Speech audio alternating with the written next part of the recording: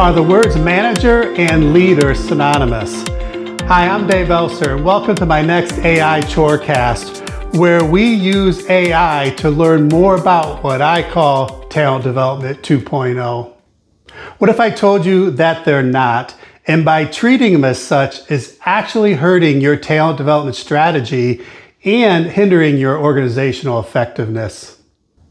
Now, I know a lot of talent development professionals out there are going to push back and be like, whoa, Dave, what are you talking about? And quite frankly, I probably would have pushed back too if you would have asked me that question about 5-6 years ago. But however, let me walk you through my journey. I first discovered that there are actually followership styles by attending a course by Dr. Robert Kelley at Carnegie Mellon University in Pittsburgh. And through studying followership, I actually stumbled upon Matthew Chodkowski and Andy Dix, who talk about post-industrial leadership. And they recommended that I read a book called Leadership for the 21st Century by Joseph C. Rost. Now, I'll be honest with you, it's a painful read because it's very, very academic. But one thing that it does is it really defines what's a leader, what's a manager, and what is leadership. And it thoroughly researches those words. So, therefore, after learning what those words actually mean, and I basically created and leveraged their hard work and all their research, I'm leveraging it and creating and trying to usher others in to what I call talent development 2.0. One thing by studying their work and their research is that I've learned is leadership is not higher level management. Leadership is actually a relationship. Leadership is not something a leader actually does.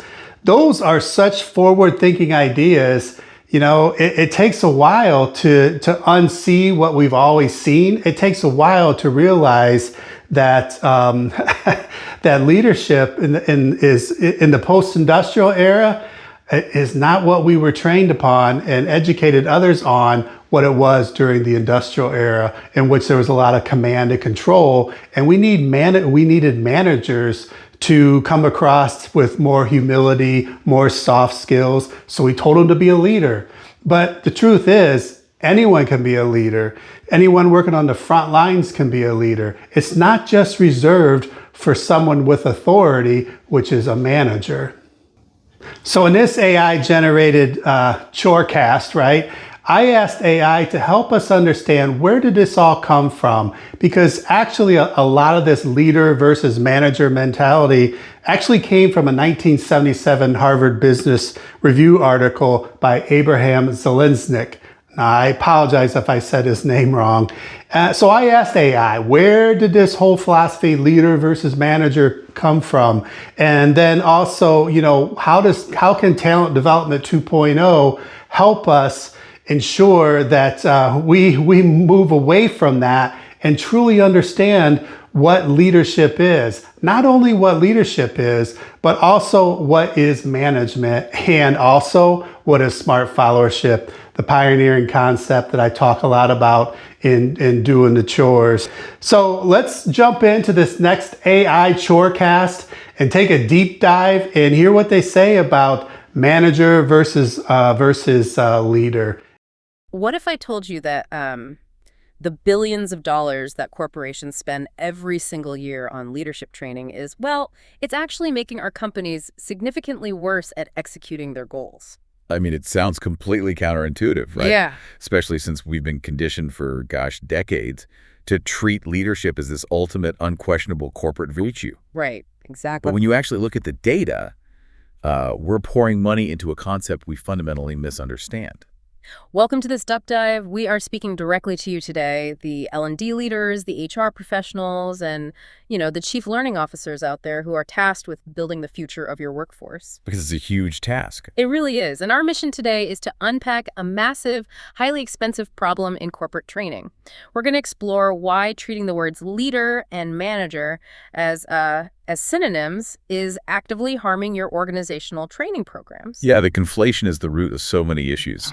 And more importantly, we're going to break down exactly how moving to a new framework, what we're calling talent development 2.0, can actually fix it. To really understand how we got trapped in this this industrial era mindset. We have to look at the history, right?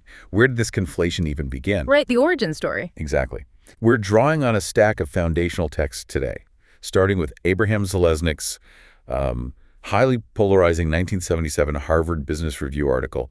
It's called Managers and Leaders, Are They Different? Such a classic piece. It really is. And we'll also pull from the post-industrial theories of Matthew Chodkowski and Joseph C. Rost, and then we'll ground it all in practical, everyday workplace frameworks from David Elser's book, Doing the Chores. Okay, let's unpack this. If you are an HR director listening to this right now, you might be looking at the training curriculum sitting on your desk and thinking, how much of this is infected by this 1970s mindset? So where did this all start?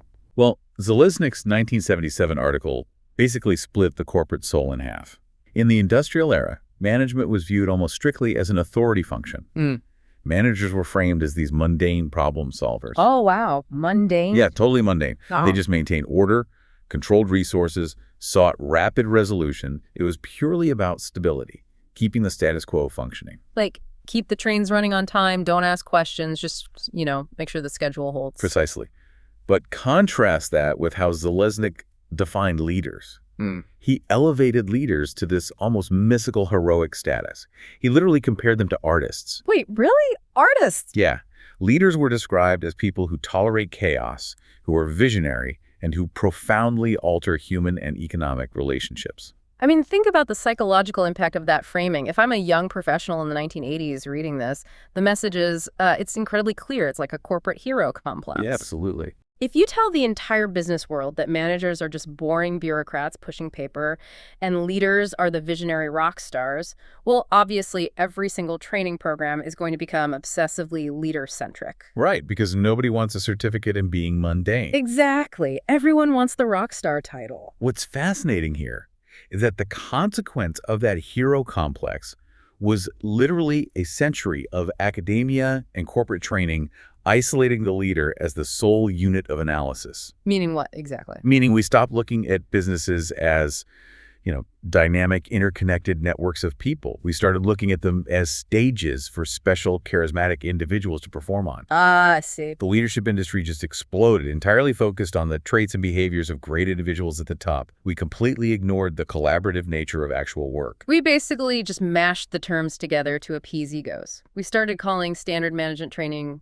leadership development just to make it sound sexier. We did. And by doing that, we starved organizations of practical management skills.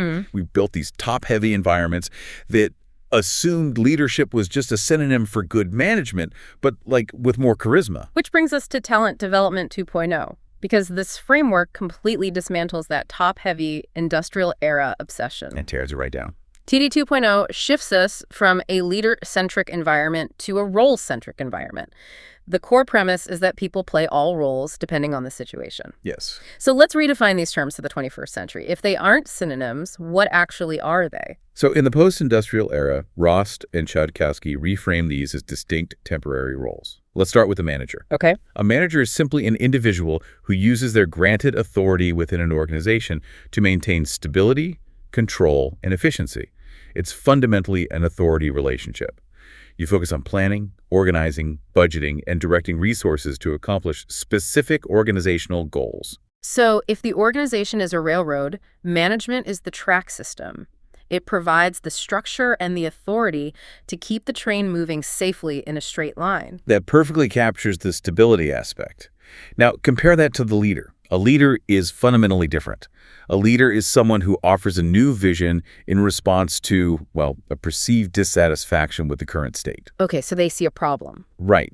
And they are courageous enough to influence and persuade others to drive meaningful change for mutual benefit. And here's the crucial distinction. They do this without relying on authority. Wait, hold on. I want to push back on that quite a bit. Sure. If a leader doesn't rely on authority, does that mean a frontline worker or, a deskless employee can step into a leadership role without a title? Because if an executive mandates a change, aren't they leading? That is the core of the illusion we have to break. When an executive relies solely on their title to force a change, they are not practicing leadership. They're practicing management, and often coercive management. Oh, interesting. If a CEO says, change this process or you're fired, people will change it. But that's compliance driven by authority. Leadership only happens when that same CEO puts the authority stick down and mutually influences their team to want to enact the change. Ah, okay. So leadership doesn't require authority at all. Exactly. Which answers your point about frontline workers. Anyone can step into the role of a leader. David Elser's analogies from doing the chores are incredibly illuminating here. Let's hear it. He tells a story from his childhood working as a farmhand. He and his cousins were at the absolute bottom of the hierarchy. Zero formal authority. His grandparents were the managers. They owned the farm, made the rules. The ultimate authority figures in that ecosystem. Right. But during the harvest, the young farmhands noticed a problem. The massive combine machine was missing ears of corn. That's the perceived dissatisfaction. So, stepping into the temporary role of leaders, the farmhands offered a vision. Let us walk behind the combine and gather the missed corn to reduce waste. They had no authority to force this. They had to mutually influence and persuade the managers to enact this new process. Here's where it gets really interesting for the L&D folks listening. Think about the direct ROI of what we just described. It's massive. Empowering those frontline workers to act as leaders in that specific moment directly increased the farm's yield and profit. It proves that leadership isn't a job title. It's a collaborative action. Exactly. Which brings up the definition of leadership in TD 2.0. It's an influence relationship among leaders and smart followers who become collaborators to enact meaningful change. And a collaborator. Yeah, someone who mutually influences and persuades others, with or without authority, to pursue shared purposes. The farmhands and the grandparents became collaborators. But let's look at the flip side of this. If everyone in the organization is constantly acting as a visionary leader, trying to change things all the time, well, nothing would ever actually get executed right. Total chaos. You cannot run an organization purely on change and influence. You desperately need execution. And this brings us to the most overlooked concept in corporate training today: smart followership. The dreaded F word of the corporate world. Follower. It usually gets such a bad rap. People think of, blind sheep just walking off a cliff. They do, and it's a massive disservice. Followers contribute to 80 to 90% of an organization's actual work. If we ignore followership in our training, we're ignoring 90% of how our business actually generates revenue. Let's use the farm analogy again. If the farmer manages the strategy, the farmhands who are efficiently and safely doing the daily chores like feeding the steers the exact right amount of grain, they aren't being blind sheep. No, not at all. They are executing a vital process. So they're actively practicing smart followership. Exactly. Let's define it. A smart follower is someone who actively learns from mentors and managers while enthusiastically providing support to achieve shared goals. And smart followership is the actual ability and willingness to do this. So it's active. It's not just passive obedience. Right. It's an enthusiastic choice. But here is the catch. Since smart followers need clear direction and stable structures to execute those daily tasks, organizations desperately need competent managers. Which we stopped training people to be. Exactly. Traditional training has virtually abandoned true management training. TD 2.0 demands that we bring back definitive, dedicated management training. We can't keep feeding managers abstract leadership theories when what they actually need is training on concrete management practices like planning, organizing, budgeting. Directing resources, yes. So what does this all mean for all those soft skills we've been teaching in leadership seminars for decades? Empathy, communication, conflict resolution. Do managers not need those? They desperately need them. Everyone needs them. But those are not exclusively leadership skills. Think about the farmhands baling straw together in the heat. Right. If they can't communicate and resolve a conflict without screaming at each other, the work stops. Nobody is leading a bold new vision in that moment. They're just trying to get the job done. That makes total sense. So what do we call those skills? In TD 2.0, those are simply people skills. They are foundational for everyone. And this allows us to lay out the 4 distinct domains of talent development 2.0 that L&D professionals must design for. Okay, let's hear them. First, leadership. Second, management. Third, smart followership. And fourth, people skills. They're distinct and they're all required. That is such a clean, powerful framework. So speaking directly to you, the listener, whether you're an HR professional, an L&D leader, or a CLO here, is the core value of today's deep dive. Yeah. To build a modern training program, you must stop conflating these terms. Build a role-centric environment where managers are actually trained to manage, deskless workers are empowered to lead, and smart followership is celebrated as a critical skill. If we connect this to the bigger picture, I want to leave you with a final challenge. Look closely at your own organization's training budget tomorrow. Oh, this is good. Are you spending the vast majority of your L&D dollars teaching leadership to the top 10% of your staff, while completely starving the management practices and smart followership skills that actually generate your company's success? It's a huge question to ask. Thank you so much for joining us on this deep dive. Take a look at those budgets, rethink those roles, and we will catch you next time. Well, what did you think of that AI deep dive? You know, one thing I have to point out, there is a couple hallucinations in that podcast. A hallucination is when AI kind of steers off a little bit. And they talked about picking up ears of corn by walking behind a combine. Yeah, don't ever do that. You're going to get your head picked off. So we were actually picking up ears of corn in a separate field that a combine actually just recently finished. But what did you think about the whole leader versus manager? Did anything stand out to you? Now, I know this AI Chore Cast, created by Dave Elser, probably isn't going to change your mind that much. And I know a lot of people probably think, oh, I got to change everything that I'm doing. No, you don't. You just have to firmly define what those 3 words are, or what those 4 pillars are, I should say: leadership, management, smart followership, and people skills. Because a lot of leadership training out there is still valid and is still great. It's just not leadership training. It's leader training, or manager training, or collaborator training. So hopefully this AI Chore Cast is going to get you to start thinking. I encourage you to check out the references that I'll note in the description here, whether it's Robert Kelley's writings, or Matthew Chodkowski's writings, or Joseph C. Rost, or Dave Elser's, right? Doing the chores, get yourself a copy. No, I encourage you to go explore those because, like the podcast said, or the Chorecast said, 90% of the people out there that are actually doing the work really aren't getting that great a development. And that is what Talent Development 2.0 is focused on. That is what Doing the Chores is focusing on.